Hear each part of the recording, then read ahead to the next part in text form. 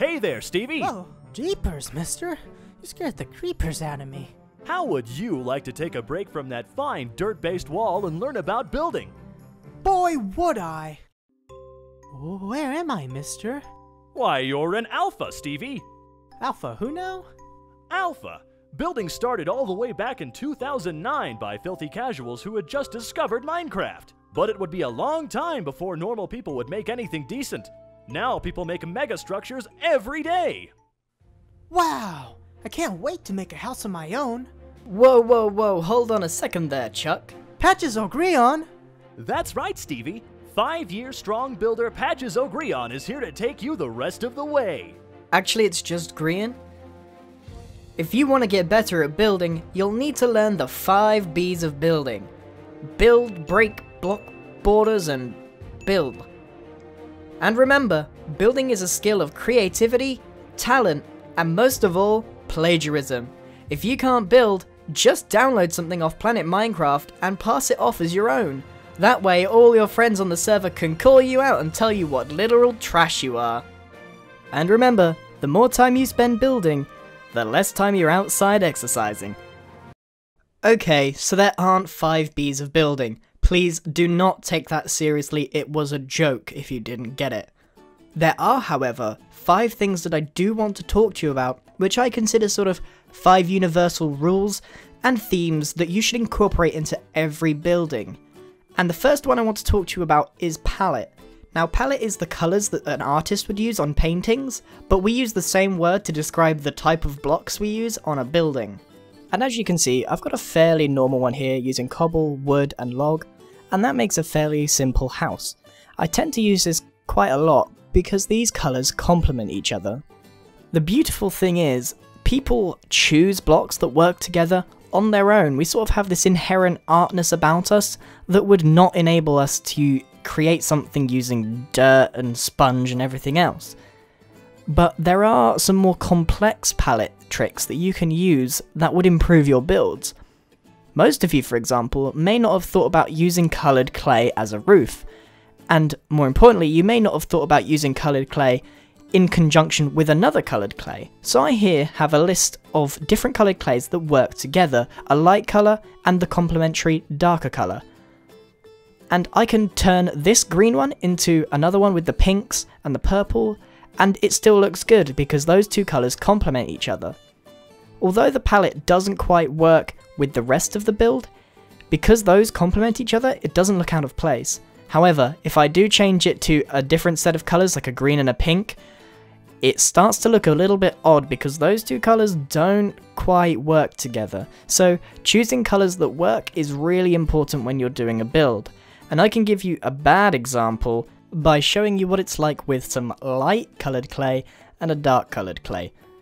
Just using World Edit here to change it up. So as you can see, these colours really don't go together, although some of you might, with a more abstract eye, say, actually that looks kinda nice, I like it. But again, it's up to you. And here's a few more examples, like all the sands will work together, the quartz blocks kinda work together, and that's something that you know inherently. All these stone brick blocks work together. I myself am no expert on colour and I'm not pretending to be, but everyone knows that this palette isn't going to work. That is exactly the same house we started with at the beginning, and all I've done is changed the blocks that we've used, and as you can see, it's awful in comparison. I don't think anyone would say, oh, that's actually a really nice house. You'd think, ugh, what is that? So palette is a really simple thing that everyone does, but it is something that you need to consider as well if you want to achieve a very nice build. Back at the first one, you can see that using very simple blocks, I've achieved it. And even in the second one, I'm using a different set of blocks, but at least these complement each other in some way, unlike the last one, which is just an array of random blocks. Okay, so that kind of covers palette, one of the more boring bits and is fairly easy to do. So next I want to cover depth, and I go on about depth all the time, and I just want to show you what I mean just in case some of you didn't fully understand. So some people's side of their house may look something like this, completely flat, and you see all these little connected textures, they really don't go together, they're really abrupt changes that really are displeasing to the eye. So what I want to show you is how we can just add layers along the side to improve the way the house looks. So I'm just adding an overhang using exactly the same block as the roof, just to give that one little layer of depth on the roof. And already it's starting to look a little bit better. And then I'm going to go round the back and add a layer back a block. So we are utilizing 3 layers of block here in the depth, so that it gives that extra level of detail. I'm going to do it for both the top and the bottom there, but please note that I'm not touching the frame, that is the log blocks, because that's the sort of precursor, that's where it sets the gauge of where everything else is. If I started messing with the frame, then perhaps it wouldn't really display where the depth starts and ends. So the frame tends to be in the middle. So now I'm back at the front, I start knocking out all of the sides of the house where I've just created some depth, leaving that frame 1 block in front. And that's really important, because what this allows us to do, and is probably the most important thing about depth in general, is that we can now add detail. To a flat wall, you can't add detail unless you actually integrate it into the wall itself, and it would still be flat. So now we have a little bit of depth. We can actually do something with it. So I'm going to add an underside, which we couldn't do previously, to the overhang using stair blocks. And once I've done that, it's already quite a small improvement to what was initially just a flat surface. But what we can also do is, now that we have this extra layer, we can improve our framing, and we can add these beams and these structures to the frame itself, and those holes that it generates actually allow us to have these segments which we can then detail. But this is about depth and not detail, so I'm not going to do that. But you can see that I am continually placing the frame, and it just improves that depth layer even more. So that's kind of all I wanted to show you with that, is how you can turn a flat wall into something that has depth. And I'm not changing any of the blocks, all I've done is utilized 3 layers instead of 1. So hopefully anyone that didn't fully understand depth before will get it now. Next I want to move on to something that I've never really mentioned before, and it's quite difficult to describe. Lots of people struggle with this because there are no set rules, and that is scale.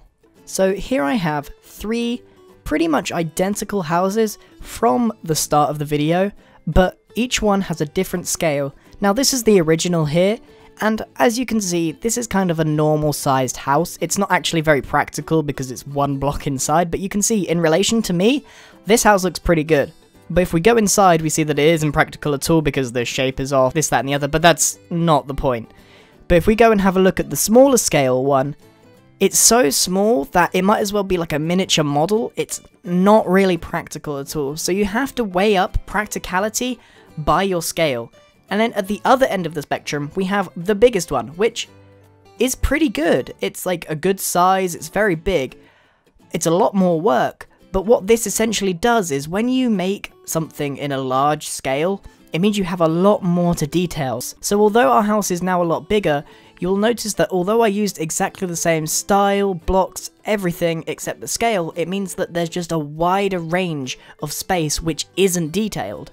And that's some of the problems that we face when using scale. Now when I talk about approaching the problem of figuring out your scale, I don't really have any set rules that will make sure that you have the right thing every time, because it comes down to what you want your build to look like. If you're doing a miniature build, your scale's gonna have to be smaller. If you're doing a grand city, you're gonna want it huge. I see a lot of people that try and make a really good looking town, but they build their houses too small, or they build the town hall too big, so the scale doesn't match up. All I can do is give you some round advice on this one. Take a look at what it looks like in real life, whatever it is you're building, and see if you can match what they've done. That would help you bring scale into focus, into reality. When you're trying to do it blind, sometimes it's really easy to mess it up. And that brings us on to our 4th one, which is planning. Now, I made sure that scale was before planning, because scale is integrated into planning. You need to think about your scale before you start. So I'm just laying down a base foundation. Planning is very important, and it's very simple. It takes 2 or 3 seconds and an ounce of creativity. So although it looks like I'm randomly placing these blocks to make a base, I'm actually thinking about how big I want it to be, what size I want it to be, where I want the front door to be. I'm trying to plan ahead, and I'm not trying to think of the grand scheme of things. I'm not trying to picture how the house is going to look at the end. I'm just planning what I want the very basics of this house to be. So how wide is it? How tall is it? My frame actually dictates exactly how high this is going to go on the first floor. And speaking of frames, that's very important. At each corner, I raise the columns up and connect them at the top, and this dictates the overall shape of it, and I have completely planned the first floor. But planning isn't just a straightforward array of just randomly placing blocks. You really need to consider everything, and this is really difficult. One of the key skills you're going to need is visualization. And to help you do this, you could actually look at a few pictures of fantasy art buildings or real life buildings, and they can help you visualize what you need to make in-game. I often did this before I was confident enough to go freestyle, so it really helps to just take a bit of inspiration from other people, especially when you're trying to work out what your house is going to be. But hopefully you can take all the other things that I've talked about today, the palette, the scale, and the depth, as you're planning. And then we're kind of done planning the very basics of this house. We could take this anywhere from here. And that brings us on nicely to the very final thing that I want to talk about today, which is shape. And this takes into account all of the other things I've been talking about. This is going to be incredibly difficult for me to explain and convey, but hopefully I will help you in some way if you struggle with shaping. When you're planning, you will need to come up with not only a shape for the house, but individual shapes for detailing. Now this might seem a little bit odd, but hopefully you can see as I develop the frame of this particular house, which by the way I'm kind of doing at random, but at the same time I'm planning each part of it, you will notice that I have 4 different parts. And one way to make it look really nice is to have all 4 parts of the house look different and bring something new to the build. Now I'm not saying this is the best way to take every single build, because some buildings need some symmetry, which is also fine. But you can see I'm rotating around this build constantly. I have a central spire, but I'll pause right now. You can see that there's a bit on the left, which is a bit more empty. There's a bit on the right, which is raised higher than the bit at the front, which has a right angle. Each bit is slightly different. And that's really key on this type of build where I want the house to have a lot of variety. And again, it's all about visualizing that shape in your head as you're building. Now to save a little bit of time, and this has already been a fairly long video for me, I'm just going to skip ahead to when I've completed the entire frame so I can get onto the next bit.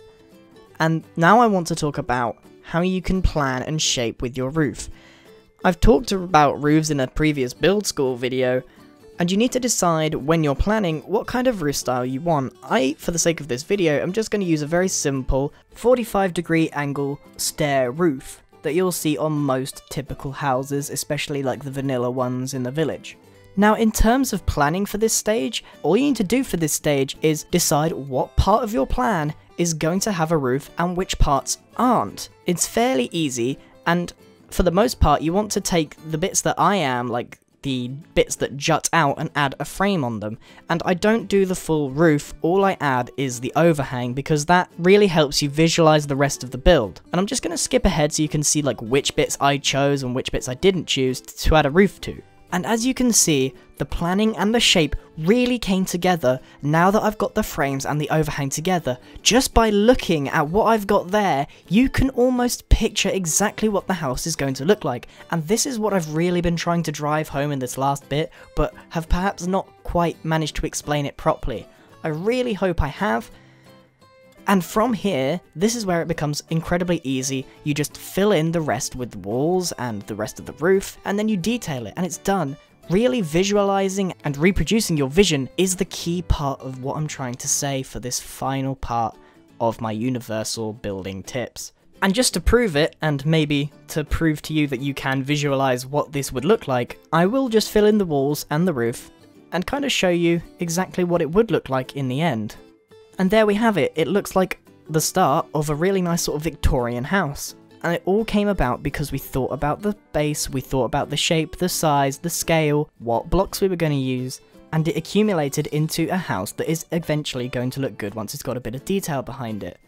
And that's kind of what I'm trying to teach you, these basic concepts of building. I'm not trying to show you block by block dimensions, but for dimensions, people always ask me, hey, how big is that? How would I place this and this and this? And it's like, I'm not trying to teach you that. What I'm trying to do is improve your building skills and your building knowledge, and I'm trying to get you to be more creative. I really hope this video has sort of cleared up any inconsistencies throughout my videos, or maybe the things that I brush over a little bit too fast, and I've really gone into depth on these very 5 key features of building. There are way more to talk about, and maybe I'll address those in a later video, but for now, that's all I've got. Thank you very much for watching. If you've enjoyed this video, please let me know in the comment section below. I put an awful lot of effort into this one, more than I usually do, I can tell you that. Thank you very much for watching, see you in the next video.